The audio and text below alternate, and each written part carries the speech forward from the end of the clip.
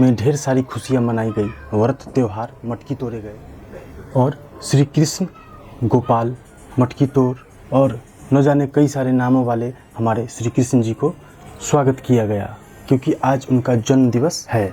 कई तरह के कृत्य करके श्री कृष्ण को खुश किया गया।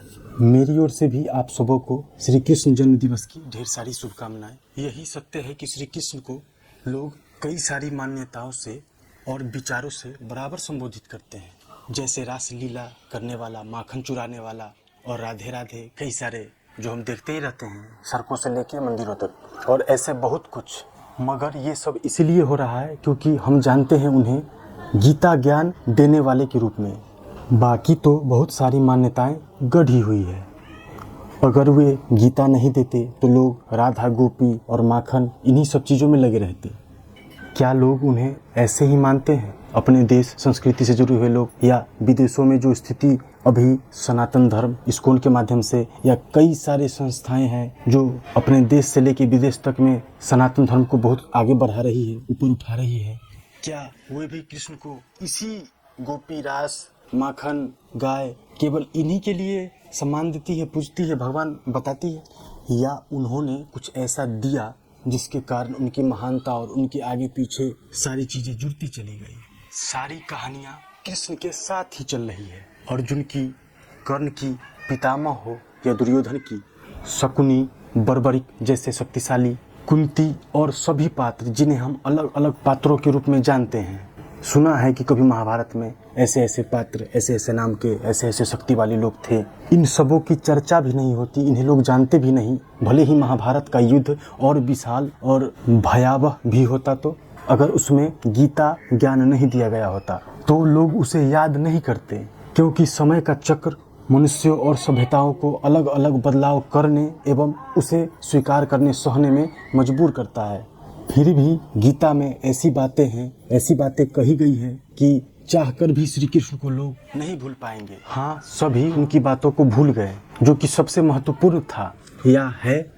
लोग उनकी बातों को याद नहीं करते या जानने की भी कोशिश नहीं करते, मगर कई विधि से उनके स्वरूप को पूजते हैं, अगरबत्ती दिखाते हैं। यहीं पर थोड़ी सी चूक हो जाती है, क्योंकि बिना उन्हें सुने, उन्हें समझे, उनकी बातों का अध्ययन किए हम उनकी पूजा करके उनकी महत्वता को समझ नहीं पाएंगे और उस पूजा का कोई महत्व नहीं होगा। हाँ, आपको लगेगा कि बहुत मेहनत किया, बहुत परिश्रम किया, थकान भी महसूस होगी, अच्छे पकवान भी बनेंगे, नए नए स्टाइलिश कलेक्शन वाले ब्रांडेड कपड़े भी पहनेंगे और फिर हाथ जोड़ेंगे, अगरबत्ती दिखाएंगे, मन में एक कामना लेकर प्रार्थना करेंगे कि सब ठीक हो जाए। वे समझते हैं कि 8-10 हाथ वाले मुकुट पहने एक ईश्वर जो सब कुछ ठीक कर देगा, बल्कि उनकी बताई हुई बातों को नहीं सुनेंगे।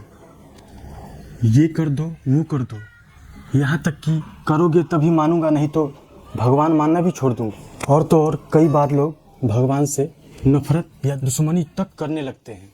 वो समझते हैं कि कोई ईश्वर मुझे हर चीज़ देगा, बस मुझे सही से मांगना आना चाहिए, इसीलिए मुझे सही से मांगना सीखना होगा। मतलब और अलग विधि से कष्ट करके, तप करके, अपने हिसाब का सही तरीके के चक्कर में अलग अलग तरीके के पूजे और विधान में खो जाते हैं। हर क्षेत्र में अलग अलग नियमों से पूजा होती है। किसकी सही और किसकी गलत हो रही है, इसके बारे में कोई न जानता है और न बात करता है। और ये भी बोलते हैं कि मन साफ होना चाहिए, बाकी सब ठीक है। कि आप किसी को गलत करते तो देख सकते हैं, मगर किसका मन साफ और किसका गंदा है ये आप नहीं जान सकते, क्योंकि ये इंसान के भीतर होता है। ये तमाम चीज़ें हर त्यौहार में होती है और हर त्यौहार अपने आप को साल दर साल रिपीट करती है, और बार बार आने के कारण हम अपने बड़ों से और समाज में देखते देखते हम समझ जाते हैं कि हर त्यौहार में हमें किस तरह से सामान लाना है और कैसे उसको व्यवस्थित करना है, और किस तरह से हमें अपने सभ्यता के हिसाब से पूजा या त्यौहार को खुशियों से मनाना है, ताकि विधिवत पूजा करके और हम वो हर चीज़ पा सके जो हम चाहते हैं, वो ईश्वर से मांगेंगे। लेकिन उन्हें ये नहीं पता होता कि हर चीज़ उन्हें मिला हुआ है पहले से, बस उन्हें जानने की और पहचानने की ज़रूरत है, उन्हें बस समझने की ज़रूरत है कि हमारे पास है क्या। पहले पढ़िए, जानिए, समझिए कि गीता है क्या, उसके बाद आपको समझ में आएगा कि आपके पास है क्या। फिर आपको पता चलेगा कि हम पूजा क्यों करते हैं। तब आपको पता चल जाएगा कि हाथ जोड़कर धन्यवाद करना कि प्रभु आपने जो रास्ता दिखाया ज्ञान का, उस रास्ते पर मैं चल रहा हूँ और आपके द्वारा अंधेरे से उजाले में पटक दिए जाने पर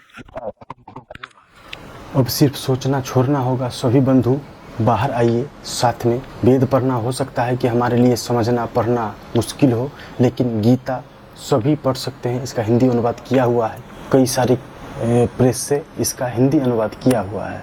इसको समझिए, पढ़िए और तब सोचिए समझिए कि आगे हमें क्या करना है। क्या ये बचाने लायक महत्वपूर्ण है? क्या हमारा धर्म महत्वपूर्ण है? अगर आपको पढ़ने से पता चला कि हाँ ये महत्वपूर्ण है, ये बचाने लायक है, और सोचिए कि यह क्या है। सोचिए किसी के न देखने के बावजूद भी गलती न करने वाला कि ऊपर वाला देख रहा है।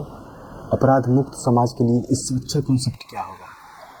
भले ही सनातन के लिए खड़े होने वाले वीरों की संख्या कम है, लेकिन इस जीवन का एक उद्देश्य है और उसे मानने वाले, और वो क्या है ये जानने वाले कम ही होते हैं। अपने धार्मिक ग्रंथ से शक्ति लीजिए, जानिए, पढ़िए, विचार कीजिए और तब सोचिए कि आगे हमें क्या करना है। बाकी आप सभी को श्री कृष्ण जन्म दिवस की ढेर सारी शुभकामनाएं। खूब खुशियाँ मनाइए।